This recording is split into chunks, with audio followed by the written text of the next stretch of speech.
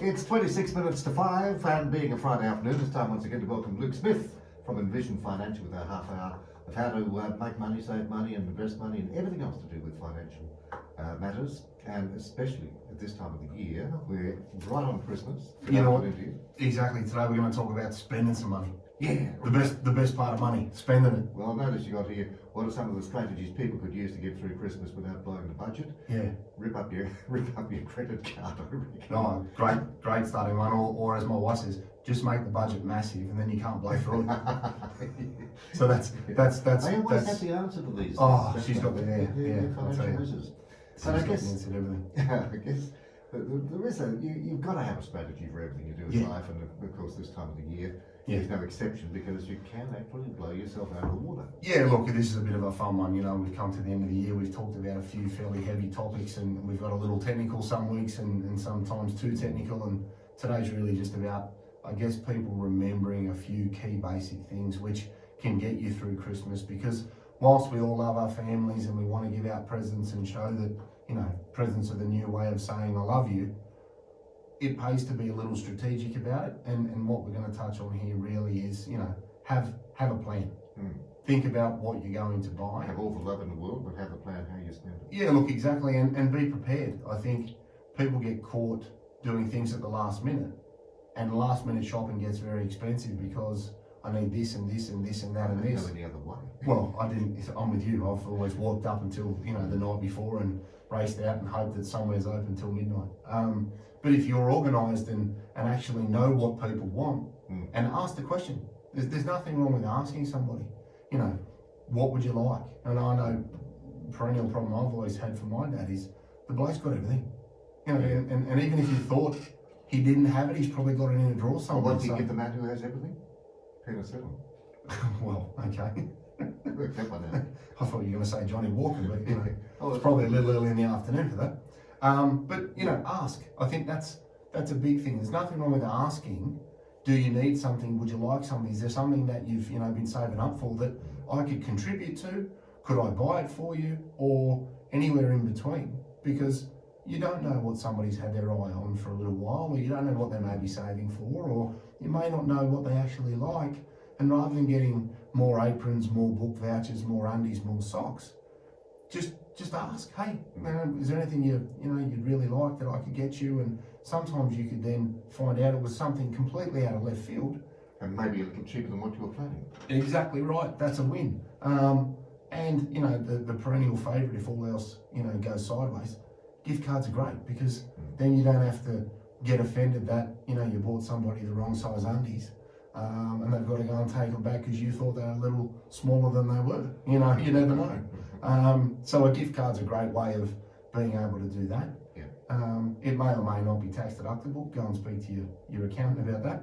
And another way to try and make sure that you don't blow through an unlimited amount of money, because PayWave these days is really like kryptonite to having any form of budget.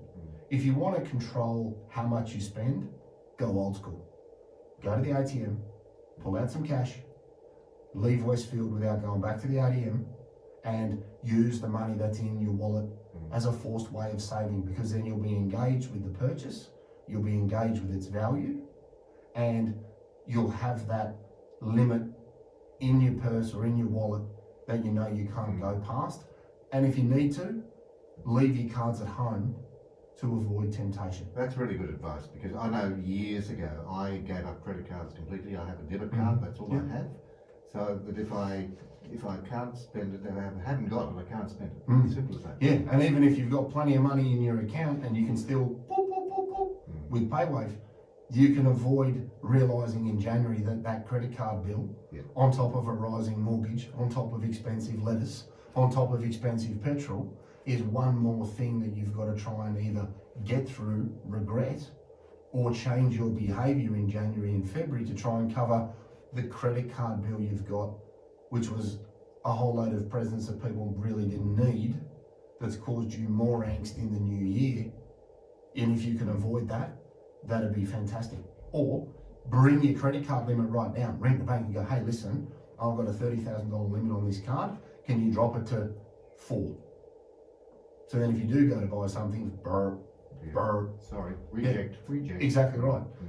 So there are a few different ways that you can try and sort of curb your spending to try and make sure that you don't get caught later, and at all costs avoid buy now, pay later, and avoid using any sort of short-term money loans. You know, if you've got to go to the company that has the idiot jumping out of the laundry basket saying, you know, you need some instant money. We know which one you're talking about, Yeah, if you need to go to those to buy Christmas presents, you know what? Just be big enough to say, hey, I can't afford it. Because there's no disgrace in that. No, and it's sensible, right? Some people just need to remember that you just got to stay in your lane. And everybody has different capacities, and everybody has different cash flow, and everybody has different expectations as to what is a lovely Christmas. And it doesn't mean buying the biggest presents. And a great way of getting your family through that is to sit down and say, all right, let's buy some presents for the kids. All the adults, don't worry about it. We're all old enough to buy our own stuff. Yeah, we do that years ago. We don't need anything, and we do that in my family. You know, all the little kids, you can buy for the kids, buy for their cousins. That's great. The big kids, as we sort of call it, you know, the adults, don't worry about it. You know, we're going to sit around, share some wine, have some food. When you get to a certain age, that's more than enough to have a great time without having to unwrap something. Yeah, I must admit, you know, the older I get, the less that I buy at Christmas time because the kids are growing up anyway. Yeah. And, you know, if need be, I'll drop something into their account. Yeah. And just Spot that on. way. Then they can go and spend it on what they like. I'm gonna go to my younger brother's over Christmas and just drink as much of his wine as I can get down my neck, and that's thank you enough. Yeah. You know what I mean? So Exactly. I think we just need to remember that getting caught up in the act of buying isn't sometimes the most appropriate way to spend your money in light of a very difficult financial year that we've just gone through. And I think people need to keep in mind that whilst we had a 25 basis point rise in December last week, rates will continue to go up. We don't know what's going to happen in February when they come back. Well, for all likelihood, it's going to be a seesaw between what's the impact of fixed rate loans moving to variable and the impact that has on curbing people's spending, because there's still a very large portion of the population on a fixed loan, against what are the variable loans changing by. And it's not the rate that's killing people, it's the rate of change from last year. And an older generation says, oh, I remember when it was 17, 18%. I'd rather be paying 17% interest and it goes to 18 than have a fixed loan at 1.99 that matures at mid-5s. Because the rate of change is significantly different. And it's that rate of change that's destroying people's cash flow and making their lifestyle as they've known it for potentially a decade a lot harder to sustain, because the increase as a proportion of their family budget now goes towards mortgage payments and debts. Luke, you touched on some of these things, but let's just sort of recap a little bit here, because there are some important points we can reinforce, like how can people make the most out of their credit cards over Christmas, and you know, there's a sort of set strategy here. Yeah, that's right. So again, if you've got to the end of Christmas and you've absolutely battered your credit card, consider moving it to an interest-free card. You may have a year or two of no interest where you could focus your repayments on that card to try and avoid 18, 19, 20% depending on the card that you've maxed out. So that's a very, very good strategy. If you've got money in your offset account and you can take money out of your home loan at 4.5% or 5% and clear a credit card debt at 18, 19 or 20%, another good strategy to reduce the net interest cost on the debt that you've maintained. So there are two options there that people can sort of make sure they're across. Also think about, you know, using those Qantas frequent flyer points that you haven't used for the last 5 or 6 years. You may have a reward system tied to your credit card where, you know, you accumulate points with a Westpac or another bank.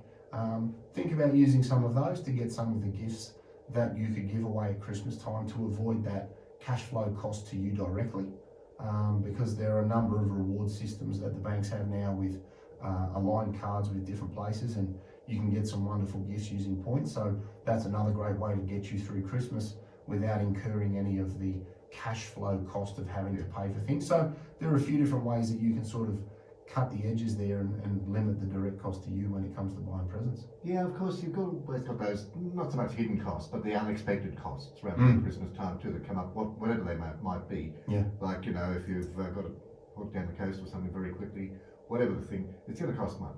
Yeah, so exactly. You have to sort of factor all that sort of thing in. Yeah, and if you're going to travel, try and think about where you're going, be prepared, and avoid those unforeseen expenses, because those sorts of things can rack up very quickly. If you've got multiple cards, maybe leave one or two at home, cut one up, cut two up, reduce the limit, just take into account what you're using. Or if you have a debit card, like you said, just leave an amount of money in that account that you want to spend, and then have all of your money sitting in another everyday account, so that again, you're not tempted to spend all of the available funds you have on a debit card just buying presents, because again, with PayWave can get very expensive without you being aligned to the transaction like you would if you handed over cash. And the other thing too, with extending your largesse and buying these presents, make sure you get a receipt and keep it. Yeah, look, exactly right. Some of it might be tax deductible. Ask your Somebody accountant. might like what to give them so they can take it out. Yep, exactly right. So it's You really let them know how much you spent on them too. yeah. Well, that's it. That's when you find out who you really love. But again, it's really the key takeout from today is be sensible. A bigger present doesn't mean you love them more.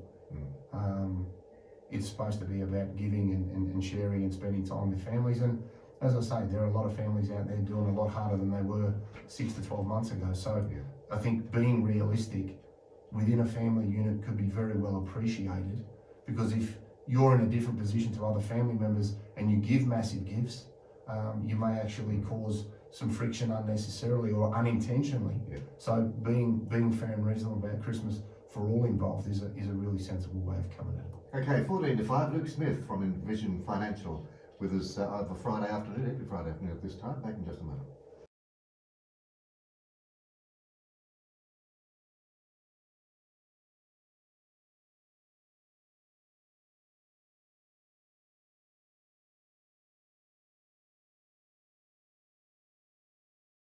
Okay, let's get back to business, because key things to remember when it comes to getting through Christmas, obviously plan is the... Yeah, look, exactly. Plan your gifts, have a limit, agree with your family if it's kids only, so that everybody's on the same page, and always reconfirm that one with your mum, because mums are notorious for sneaking a sneaky little gift in, doesn't matter how old you are.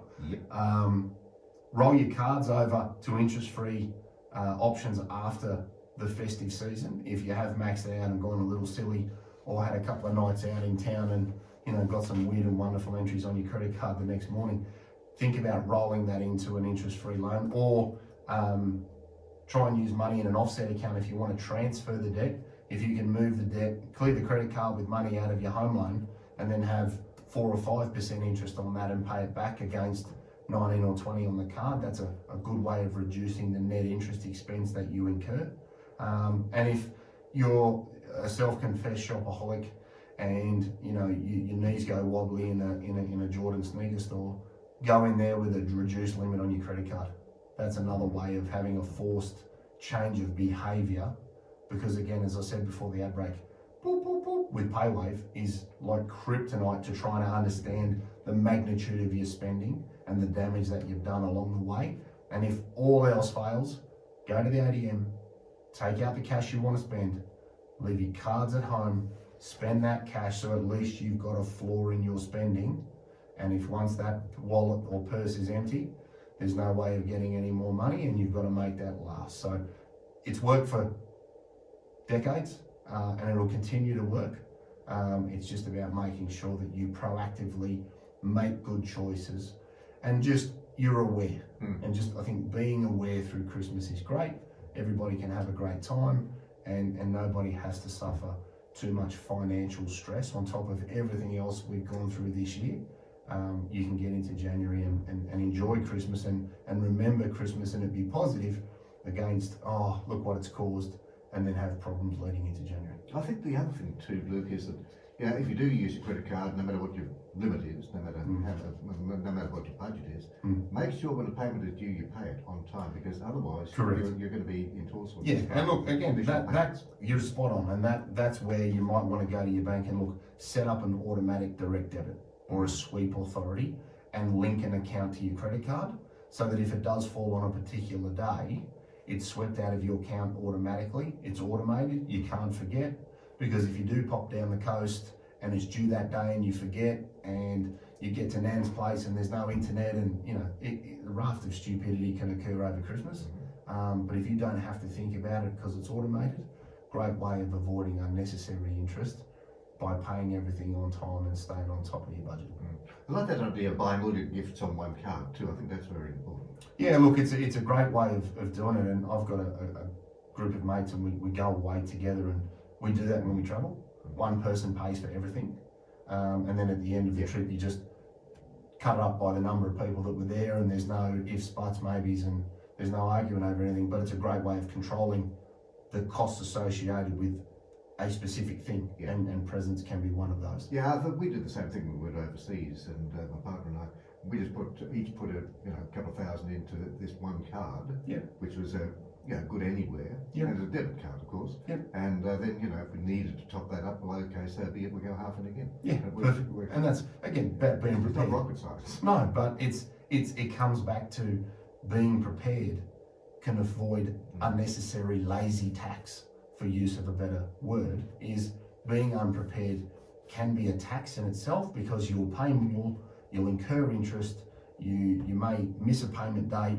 All of the things that we've spoken about today, a lot of them can be mitigated by just having a little bit of a strategy as to what you're going to do, like you would if you were talking about starting a pension, buying a share, generating income, making a contribution. You just need a little bit of planning before you go into the game, and you can come out the other side without too many war words. How hard is it to use the offset account? I mean, what's involved in that? Well, that's really just a case of saying, I've got money in an offset account against a home loan on my house, and you could have a credit card swept out of that offset account. You may need to tell the bank and just link them, or when the credit card's due, just pay the money or transfer it to the card.